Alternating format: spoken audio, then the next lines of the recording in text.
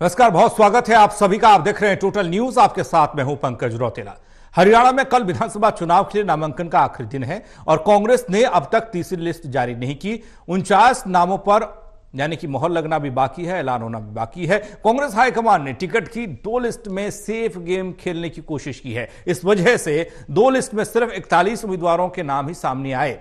Congress high command की यह चिंता बीजेपी की एक साथ जो सीटें आई थी, जो उम्मीदवारों का ऐलान हुआ था, वो 67 उम्मीदवारों का था पहली लिस्ट में, जिसके जारी होते ही 24 घंटे में मंत्री और मौजूदा विधायक समेत 32 नेताओं ने पार्टी छोड़ दी। अब तक बीजेपी में विरोध जारी है। आज चर्चा इसी मुद्दे पर करेंगे। क्या कांग्रेस को टिकट के लिए अंतिम दिन का इंतजार है? टिकट के लिए उम्मीदवारों को क्यों करना पड़ रहा है लंबा इंतजार? क्या कांग्रेस में बगावत का बड़ा खतरा है? क्या कांग्रेस टिकट में देरी के जरिए बगावत को रोकना चाहती है? क्या यह बगावत रुकेगी?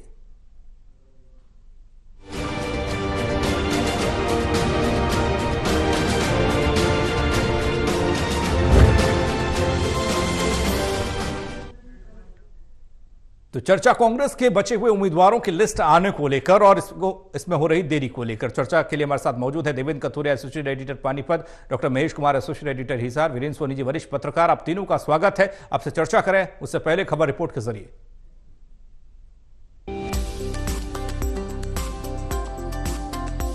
हरियाणा में कांग्रेस के उम्मीदवारों की लिस्ट पर तमाम निगाहें लगी हैं। कांग्रेस ने 41 उम्मीदवारों के नाम अब तक घोषित किए हैं। वहीं 49 सीटों पर उम्मीदवारों के नाम की औपचारिक घोषणा अभी बाकी है। इस लिस्ट के आ जाने की संभावनाएं हैं। हरियाणा में कल नामांकन का आखिरी दिन है। ऐसे में तमाम सवाल उठ रहे हैं कि आखिर क्या वजह है कि कांग्रेस ने लिस्ट जारी करने में आखिरी वक्त का इंतजार किया है। सूत्रों के मुताबिक आम आदमी पार्टी के साथ संभावित गठबंधन खत्म होने के बाद कांग्रेस ने बगावत की किसी भी संभावना से निपटने के लिए लिस्ट जारी करने में देरी की है। दरअसल आम आदमी पार्टी की निगाहें खास तौर से कांग्रेस के टिकट के दावेदारों पर जमी हैं। आप पार्टी नेता सुशील गुप्ता पहले ही बयान दे चुके हैं कि वो दूसरी पार्टी के योग्य दावेदारों को अपनी लिस्ट में जगह देंगे। कांग्रेस को अंदेशा है कि टिकट कटने से नाराज कुछ दावेदार इधर से उधर हो सकते हैं और इसलिए इन संभावनाओं को न्यूनतम करने के लिए कांग्रेस ने अपनी लिस्ट जारी करने में देरी की है। अब नामांकन भरने का कल 12 सितंबर को आखिरी दिन है। अब जानकारी मिल रही है कि कांग्रेस ने टिकट पाने वाले सभी उम्मीदवारों को अपने पेपर वर्क तैयार करने के निर्देश दे दिए हैं ताकि कल आखिरी दिन नामांकन भरते वक्त किसी तरह की परेशानी का सामना न करना पड़े। जाहिर है आप पार्टी के साथ संभावित गठजोड़ पर तो बात नहीं बन पाई, लेकिन अब चुनावी रणनीति में कांग्रेस आम आदमी पार्टी को कोई भी बढ़त नहीं देना चाहती है और इसलिए बदली रणनीति में कांग्रेस नए राजनीतिक दांवपेच आजमाते नजर आ रही है। कैमरामैन पवन शर्मा के साथ प्रदीप कुमार, टोटल न्यूज, दिल्ली।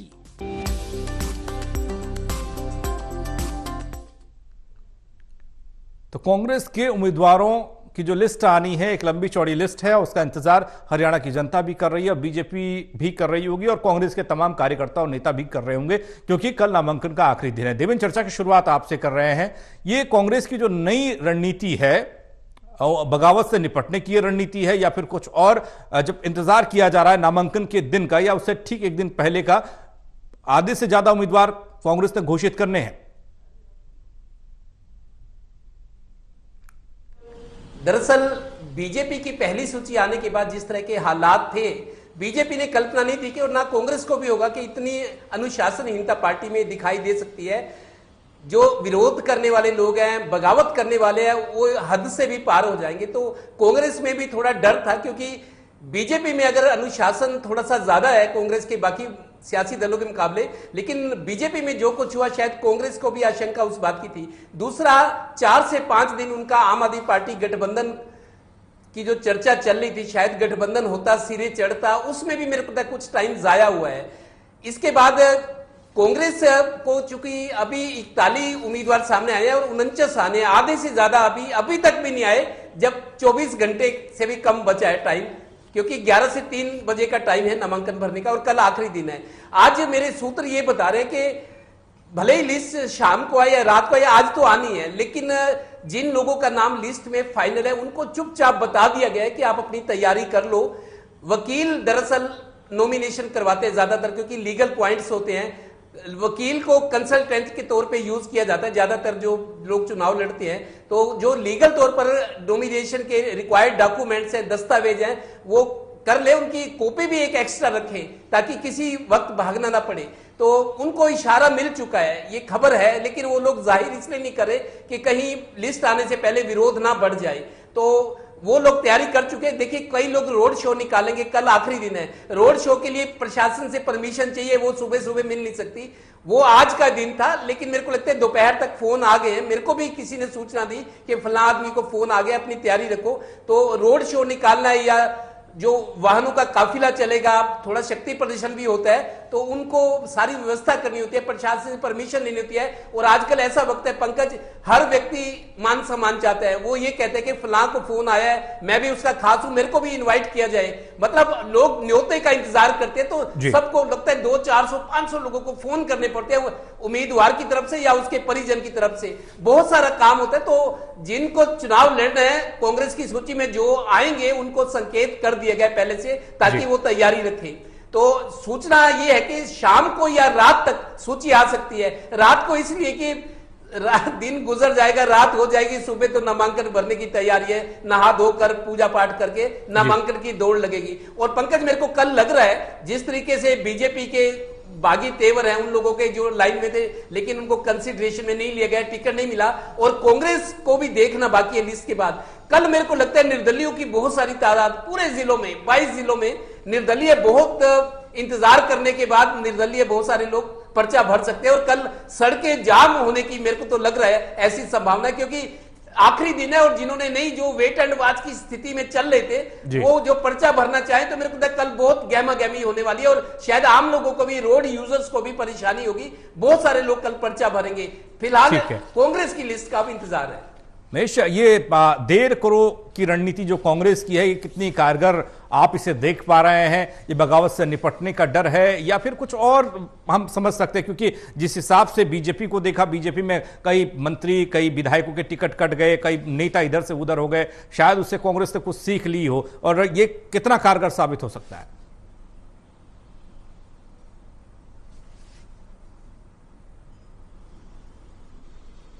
देखिए, इस बात से तो इनकार कोई कर ही नहीं सकता कि कांग्रेस पार्टी अंदर के तूफान से डरी हुई है। जो सबसे अनुशासित पार्टी थी उसका हश्र क्या हुआ, भारतीय जनता पार्टी का मैं जिक्र कर रहा हूं।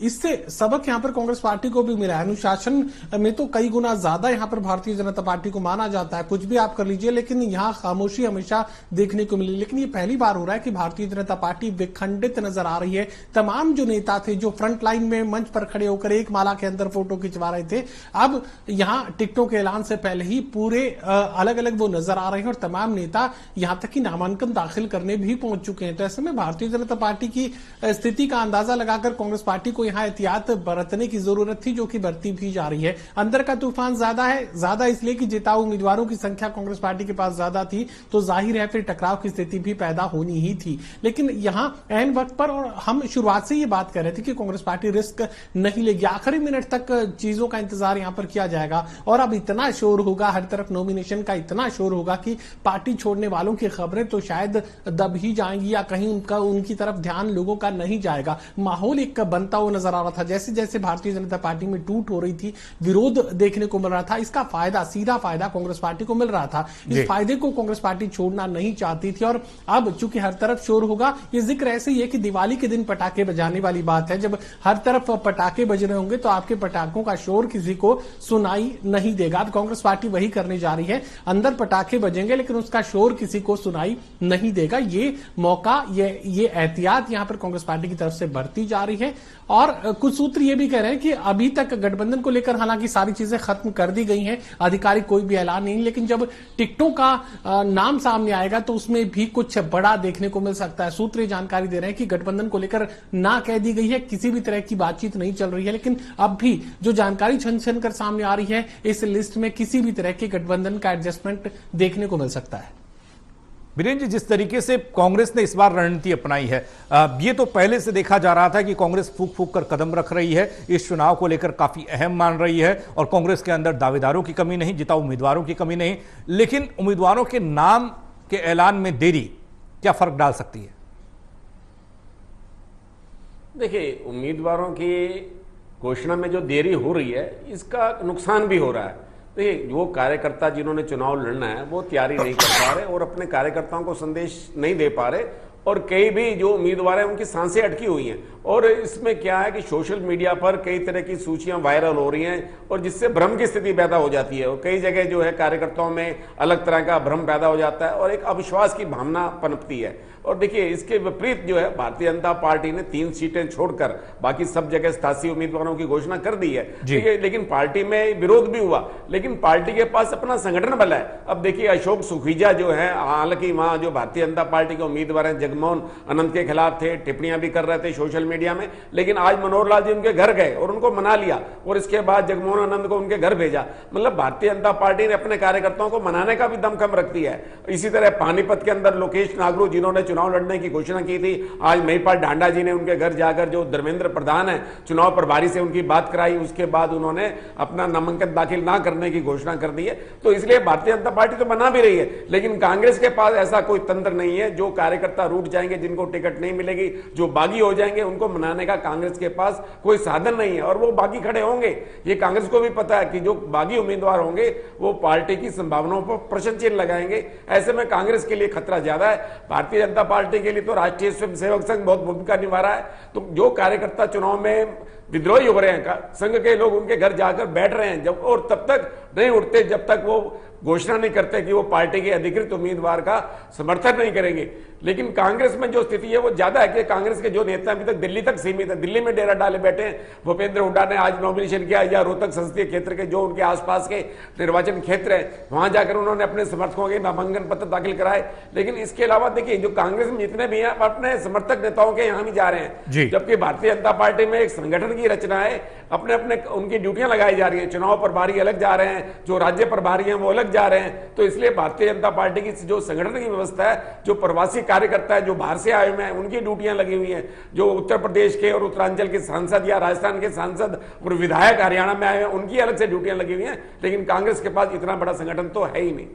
जी देवेंद्र, जिस तरीके से अमूमन ये देखा जाता है कि नामांकन के दिन या उससे एक दिन पहले तक कुछ एक नामों को बचा दिया जाता है जिस पर ज्यादा पशुपेश की स्थिति हो, लेकिन यहां कांग्रेस ने आधे से ज्यादा उम्मीदवारों को होल्ड करके रखा। ये कहा गया कि बगावत रोकने के लिए, लेकिन हमने लोकसभा चुनाव देखा था, काफी सीट्स ऐसी थी जहां पर कांग्रेस की हार हुई, तो ये कहा गया कि भीतरघात, और भीतरघात की वजह से यहां पर वोट नहीं मिला या वोट क्रॉस हो गया, दूसरी पार्टी को मिल गया। अब बगावत करने वाले तो किसी भी हिसाब से बगावत कर सकते हैं, चाहे टिकट मिले या बाद में देरी से मिले या पहले मिले। क्या ये इस खतरे को कांग्रेस जानती है, इसका आभास कांग्रेस को है? देखिए पंकज, कांग्रेस के जो दावेदार लाइन में थे या जिन्होंने अप्लाई किया था चुनाव लड़ने, वो लोग जानते हैं 10 साल से विपक्ष में है, पार्टी का संगठन आज तक नहीं बन पाया। ये मेरे को लगता है शायद देश में पहली मिसाल हो कि कोई बड़ी पार्टी बिना संगठन के 10 साल बाद भी चुनाव लड़ रही है। तो ऐसा मेरे को लगता है हरियाणा में नहीं हुआ कभी।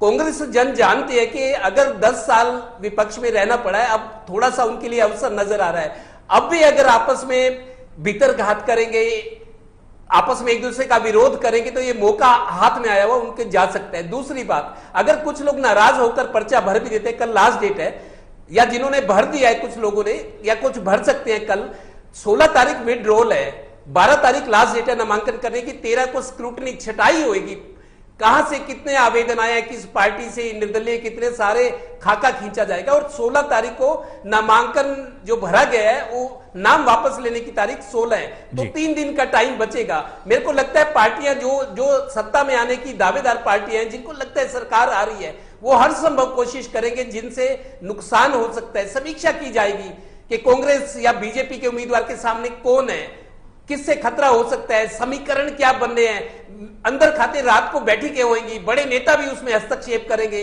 उनको बताया जाएगा कि आप ऐसी स्थिति में क्या करें। तो 16 तारीख नाम वापस लेने की तारीख है। मेरे को लगता है 16 तारीख को बहुत सारे नाम, अगर नामांकन ज्यादा है तो जाहिर है जो अधिकृत उम्मीदवार है वो कोशिश करेंगे कि जो उनका विरोध करने वाले नुकसान को उनको शांत किया जाएगा, कुछ दिलासे दिए जाएंगे, चुनाव में कुछ और लोभ लालच दिए जाता है, वो सारी तरकीबें अपनाई जाएंगी। तो कल देखना यह है कि कितने निर्दलीय भर्तियां बीजेपी हो या कांग्रेस के हो या दूसरे दलों के भी हो, चुनाव लड़ना एक करेज होता है, हर आदमी की महत्वाकांक्षा, चाहे वो छोटी से छोटी पार्टी का हो। जो आदमी राजनीति में होता है उसका सपना होता है भले ही चुनाव हार जाए, लेकिन एक मन में कसक होती है कि तूने चुनाव लड़ा है, कुछ दिन गनमैन मिल जाएगा, रुतबा होगा, मीडिया में सुर्खियां बनेगी, दूर दूर तक मैसेज आएगा भी चुनाव लड़ रहा है। तो एक शौक जो होता है, करेज जो होता है, उसको पूरा करना चाहेंगे। भले ही वो लोग 16 तारीख को उनको मनाया जाए, पुचकारा जाए, किसी तरीके से ये कहा जाए कि तुम मैदान से हट जाओ, उसके बाद तुम्हारा ख्याल रखेंगे, कई तरह की बातें होती है दिलासा देने वाली। तो मेरे को लगता है 16 तारीख को अगर नामांकन ज्यादा भरे जा रहे हैं, बागी भी आएंगे, तो कुछ लोग उनसे हट जाएंगे मैदान में। और आपको दिखा दूंगा, जो आज बागी कहलाए जा रहे हैं, बागी पर्चा भरेंगे 16 तारीख को, स्वागत करते हुए हार और बुक्के देते हुए नजर आएंगे वही लोग कि हमारी शिकायत कोई नहीं है, हम इनके साथ हैं, इनको समर्थन करते हैं, और जिंदाबाद के नारे लगाएंगे। चुनाव में होता है और इस बार भी होगा। जी महेश, एक सवाल जो अक्सर सामने आता है, वीरेंद्र जी ने भी उस बात का जिक्र किया कि देखिए आपके कार्यकर्ता को भी ये मालूम होना चाहिए कि आपका उम्मीदवार, आपका फेस कौन है और वो किस तरह की सियासत करता है, उसकी रणनीति क्या है, उसकी पहुंच कहां तक है, ताकि कार्यकर्ता भी उस तरह का जोर लगाए कि वो चुनाव जीत पाए, वो एक बार फिर से विधायक बने और कांग्रेस की सरकार आए। लेकिन ऐसे में जब नामांकन से ठीक एक दिन पहले या उसकी नामांकन से ठीक एक दिन की रात को जब नाम सामने आएंगे, तो उस कार्यकर्ता के लिए और जमीनी स्तर पर आप जहां तक पहुंच बढ़ाना चाहते हैं या पहुंचना चाहते हैं, कितना मुश्किल होता है और कितना आसान रहता है?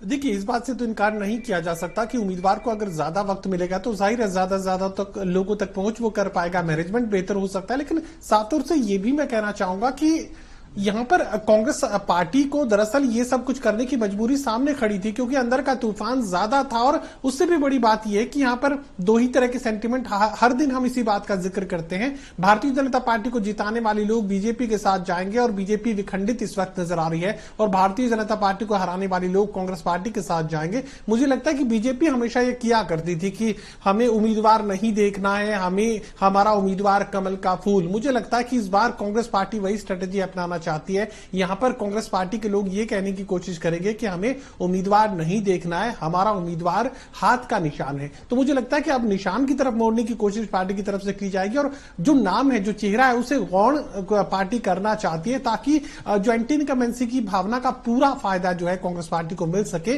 यहां उम्मीदवार किसे उतारा ये महत्वपूर्ण नहीं है, पार्टी ने किसे चुनाव मैदान में उतारा है उसे ही जिताने की जिम्मेदारी अब उन लोगों की है जो कि भारतीय जनता पार्टी से नाराज है। मुझे लगता है कि इस भावना को भी कहीं ना कहीं बढ़ावा देने की कोशिश कांग्रेस पार्टी की तरफ से की जा रही है, जिससे चेहरे गौण हो जाएं और चुनाव चिन्ह ही महत्वपूर्ण हो जाए। वीरेंद्र जी, जब ऐसी स्थिति बनती है, दावेदार कई होते हैं, हम लोग देखते हैं, वो कहता मुझे भी टिकट मिलना चाहिए, मैं जमीन पर काम कर रहा हूं, मैं इतने साल से लगा हुआ हूं, मैं जमीनी कार्यकर्ता हूं, कांग्रेस की पुरानी दौर से इस पार्टी के साथ जुड़ा हुआ हूं। उन लोगों के लिए, जो लोग पुराने लोग हैं, उन लोगों को अगर टिकट नहीं मिलता, जाहिर सी बात है विधानसभा क्षेत्र एक होगा तो एक आदमी को टिकट मिलेगा, उन लोगों के लिए क्या ऑप्शन बचता है? क्या वो दूसरे का साथ दे या फिर वो निर्दलीय के तौर पर चुनाव लड़े? उनके मन में भी एक सवाल, क्योंकि नेता वो भी बड़ा होता है। देखिए, जो एक बार विधायक बन जाता है वो दोबारा टिकट पाना चाहता है, वो दूसरे के लिए सीट छोड़ना नहीं चाहता। अब चाहे कोई भी हो, चाहे कांग्रेस में हो चाहे भारतीय जनता पार्टी में, संस्कृति एक ही है। जो एक बार विधायक बन गया वो विधायक बना रहना चाहता है, वो चाहता है कि पार्टी बार बार उसको मौका दे। और जिससे नए लोगों को अवसर कहां मिलेगा? देखिए, भारतीय जनता पार्टी में ये कहा जाता था कि जो लोग आज मंच पे हैं वो कल को दरी पे हो सकते हैं, जो आज दरी पे हैं वो कल मंच पे हो सकते हैं। लेकिन कुछ देखा है कि पार्टी की अपनी व्यवस्था हो जाती है और वही पुराने चेहरे ही घूमते रहते हैं। देखिए, प्रोफेसर रामविलास शर्मा, जिन्होंने हरियाणा में पार्टी को सींचा, आज वो टिकट के लिए तरस रहे हैं। जो दूसरों को कभी टिकटें भारतीय जनता पार्टी की ओर से बांटा करते थे, तब प्रत्याशी नहीं मिला करते थे, और अब इतने प्रत्याशी हो गए कि एक एक प्रत्याशी के लिए जो है मारामारी हो रही है, किसको टिकट दें किसको ना दें। और वो जो नेता खुद पार्टी के कर्णधार रहे थे, आज वो टिकट के लिए मारे फिर रहे हैं। तो इस तरह ये स्थिति बनती है राजनीति के अंदर। कांग्रेस में भी देख लीजिए, अब कांग्रेस में टिकट के इतने ज्यादा दावेदार हैं, कभी कल्पना ही नहीं थी। पिछली बार तो कोई बार 2019 का चुनाव था तो उसमें कई तो लड़ने के लिए तैयार ही नहीं हुए थे, जो चुनाव मैदान छोड़ गए थे। पार्टी चाहती थी कि आप लड़ो, लेकिन वो लड़ने को तैयार नहीं थे, क्योंकि उन्हें सामने भारतीय जनता पार्टी का 75 पार का नारा दिखाई दे रहा था। ऐसे में वो कोई जोखिम लेना नहीं चाहते थे। तो आज जो है, जो उनको संभावना दिख रही है, आज कोई संभावना से वंचित नहीं होना चाहता। मतलब मतलब पार्टी के लिए त्याग और समर्पण नहीं है, वो सब अपना भविष्य देखते हैं। आज उन्हें जीत की गारंटी लग रही है, इसलिए सभी लोग जो है कांग्रेस की टिकट की ओर देख रहे हैं। और कांग्रेस ने अभी तक अगर उम्मीदवारों की घोषणा में जितना विलंब किया है उसका नुकसान भी है। तो कार्यकर्ताओं में तालमेल की जो बात होनी चाहिए, जो चुनाव की तैयारी होनी चाहिए, जो जनता में संदेश जाना चाहिए, वो नहीं जा पा रहा। जबकि इसके विपरीत देखिए भारतीय जनता पार्टी के जो उम्मीदवार हैं उन्होंने अपना चुनाव प्रचार पूरा शुरू कर दिया है। लेकिन ये कहा जा सकता है कि यहां पर जिस तरीके से कांग्रेस की रणनीति बन रही है, पहले हमने देखा था कि प्रदेश का नेतृत्व काफी हावी था और ये कहा जा रहा था कि प्रदेश का नेतृत्व ही तमाम तरह के डिसीजन ले रहा है या वो केंद्र से कह रहा है, हाईकमान से कह रहा है, और उस हिसाब से चीजें हो रही हैं। लेकिन जब अभी उम्मीदवारों के नाम के ऐलान की बात आ रही तो ऐसा लग रहा है पूरा होल्ड जो है वो हाईकमान का, कांग्रेस के हाईकमान का है, उसी की रणनीति के हिसाब से काम हो रहा है। देखिए पंकज, बिल्कुल इस बार ऊपर से पहले से आदेश हो गए थे, क्योंकि आप देखिए राहुल गांधी इतनी इफेक्टिव भूमिका में पहले नहीं थे संगठन के, क्योंकि जिस तरीके से विपक्ष के वो नेता बने हैं, हरियाणा में पार्टी का प्रदर्शन अच्छा हुआ है, 50-50 सीटें बढ़ गई बीजेपी और कांग्रेस में। राहुल गांधी दोनों सीटों से जीते, 99 सीटें आ गई, 44 से 51 से जब 99 सीटों पे आ गए तो उनकी स्वीकार्यता बढ़ी है। राहुल गांधी ज्यादा एक्टिव है और प्रियंका गांधी भी उसी तरीके से हाईकमान में उनकी भूमिका ज्यादा आकार ले गई है, ज्यादा बढ़ी है। तो इस बार क्योंकि मल्लिकार्जुन खड़गे राष्ट्रीय अध्यक्ष हैं, बहुत अनुभवी नेता है, तो ये जो ऊपर के नेता थे बड़े, और अब इनके भरोसे सोनिया गांधी ने बहुत कुछ छोड़ दिया था, आखिर इनको कमान अपने हाथ में लेनी थी। तो इन तीनों की जो तीनों बड़े नेता हैं, इन्होंने इस बार तय किया था कि कोई चूक नहीं हो, क्योंकि कांग्रेस के अस्तित्व को बचाना था। तीसरी बार हालांकि मोदी सरकार बन गई है, लेकिन किन हालात में बनी, कैसे बनी, कांग्रेस को वो उसको उनको आगे की राह आसान लग रही है। यही वजह है कि कांग्रेस में जो गुटबाजी थी, आज तक संगठन नहीं बना। संगठन ना बनने की वजह कांग्रेस के नेता हैं हरियाणा के, जो एक दूसरे की टांग खींचते हैं। ये भी आया कि भूपेंद्र हुड्डा ज्यादा अपने आदमियों को संगठन में रखना चाहते ताकि होल्ड उनके हाथ में रहे, डोमिनेट करे। तो यही वजह है कि हाईकमान को आखिर हस्तक्षेप करना पड़ा और सारा कुछ फाइनल अपने उसमें करना पड़ा, और उनको मैसेज दे गया, उनको आदेश देते थे कि आपको ऐसे करना है। लेकिन राज्य के नेतृत्व की, नेताओं की, इनकी भी चलिए, क्योंकि जमीनी हकीकत भूपेंद्र हुड्डा, उदय भान, दीपेंद्र हुड्डा या रणदीप सुरजेवाला, इनको पता है बीजेपी सरकार को किस तरीके से एक कठिन चुनौती दी जा सकती है, पब्लिक की सेंटिमेंट से कैसे उनको भुनाया जा सकता है, मुद्दे क्या है, राज्य के नेताओं को पता था। लेकिन कुल मिलाकर हाईकमान का प्रभाव और हस्तक्षेप इस बार पूरा काम आया है, और लगता है पार्टी भी उम्मीद करिए कि हरियाणा में अच्छा प्रदर्शन होगा इस बार।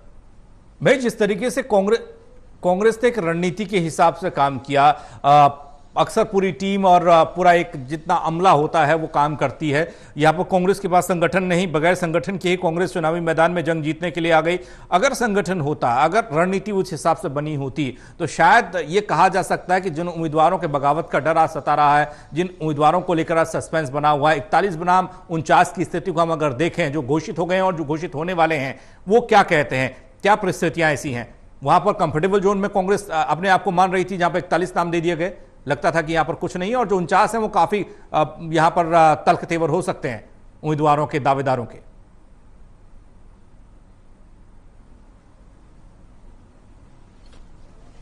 देखिए, सब कुछ निर्भर करता है जनता के मूड पर। जनता का मूड जब मोदी के साथ था तो सामने कोई नहीं टिका, और लोकसभा के चुनाव में दीपेंद्र सिंह हुड्डा को भी रोहतक सीट पर हार का सामना करना पड़ा था। और पिछले चुनाव का मैं जिक्र करूं 2019 के चुनाव का, तो यहां पर यह बात बार बार आ रही थी कि यहां पर मल्लिकार्जुन खड़गे और राहुल गांधी हरियाणा प्रदेश की टिकटें बांट रहे हैं। जरूरत क्यों पड़ी? जरूरत इसलिए पड़ी कि पिछले विधानसभा चुनाव में 2019 में कोटा सिस्टम लागू किया गया था, जिसमें कुछ सीटें कुलदीप बिश्नोई को दी गई। यहां पर अलग अलग कुमारी शैलजा का अपना कोटा था। हर जो नेता, कांग्रेस पार्टी का सीनियर नेता था, वो अपना एक कोटा सिस्टम था, और कोटा सिस्टम के तहत जिन लोगों को उम्मीदवार बनाया गया, 5 और 7 हजार वोट वो उम्मीदवार हासिल नहीं कर पा रहे थे। तो ऐसे में इतनी खराब स्थिति इस कोटा सिस्टम के चलते कांग्रेस पार्टी को झेलनी पड़ी थी। यही वजह रही कि कोटा सिस्टम को सबसे पहले खत्म किया। उसके बाद यहां जमीनी हकीकत का जो जिक्र चल रहा है, देखिए जमीनी हकीकत अपने अपने साथियों की पैरवी हर किसी ने की है, चाहे कुमारी शैलजा की बात की जाए, यहां पर रणदीप सुरजेवाला की बात की जाए, या भूपेंद्र सिंह हुड्डा की बात की जाए, सबने अपने अपने साथियों की पैरवी किया, अपने अपने साथी नेताओं की पैरवी किया। लेकिन ऐसा नहीं है कि सिर्फ पैरवी के भरोसे राहुल गांधी है। दरअसल 3 सर्वे रिपोर्ट्स यहां पर मल्लिकार्जुन खड़गे के पास थी और 3 सर्वे रिपोर्ट्स राहुल गांधी के पास थी। भूपेंद्र सिंह हुड्डा किस विधानसभा क्षेत्र में किस नेता का जिक्र कर रहे हैं, उसकी असल हैसियत क्या है, ये उस सर्वे रिपोर्ट में 3 अलग अलग एजेंसीज की सर्वे रिपोर्ट में राहुल गांधी की टेबल पर था। कुमारी शैलजा जिसे जिताऊ बता रही हैं, वो जिताऊ कितना है, उसकी हैसियत क्या है, ये सब कुछ राहुल गांधी की टेबल पर था। यही वजह है कि अब किसी के बताने से नहीं चलेगा असल हैसियत किस नेता की कितनी है। ये राहुल गांधी जानते हैं, ये मल्लिकार्जुन खड़गे जानते हैं, किसका जिक्र चल रहा है, किसकी बात चल रही है, ये खड़गे को पता है। और यही वजह है कि यहां पर सबसे बेहतरीन उम्मीदवारों को चयन करने का जो श्रेय है अब केंद्रीय नेतृत्व को जा सकता है। अपनी अपनी पैरवी तमाम नेताओं की तरफ से की गई है, दबाव बढ़ाने की कोशिश भी यकीनन की गई है, लेकिन पार्टी नेतृत्व ये पूरे फैसले अपने तरीके से करने जा रही है। जितनी सुननी थी सुन ली, जितना केस सुनना था वो सुना जा चुका है। अब जो फैसला होगा वो पार्टी के शीर्ष नेतृत्व की मर्जी से होगा। अब ये मानकर चलिए कि जो टिकट मिली है वो राहुल गांधी ने दी है, जो टिकट मिली है वो मल्लिकार्जुन खड़गे ने दी है। फैसला जनता को करना है और असलियत जब चुनावी नतीजे आएंगे तो सामने आ जाएगी कि किस हिसाब से आपका आकलन था और कितना सटीक बैठा था। बहुत शुक्रिया आप तीनों का हमारे साथ जुड़ने के लिए और इस चर्चा के लिए। हालांकि कांग्रेस के आधे से ज्यादा उम्मीदवारों के नाम का ऐलान होना बाकी है। नामांकन का दौर आखिरी यानी कि कल लास्ट डेट, और उससे पहले ये लिस्ट सामने आ जाएगी। बगावत से बचने के लिए कांग्रेस ने नामों की घोषणा में देरी की, ऐसा कहा जा रहा है। और कहा यह भी जा रहा है कि जो दावेदार थे, जो उम्मीदवार कांग्रेस की तरफ से चुनावी मैदान में होंगे, उनको फोन के जरिए जानकारी दे दी गई है कि आप तैयार रहिए।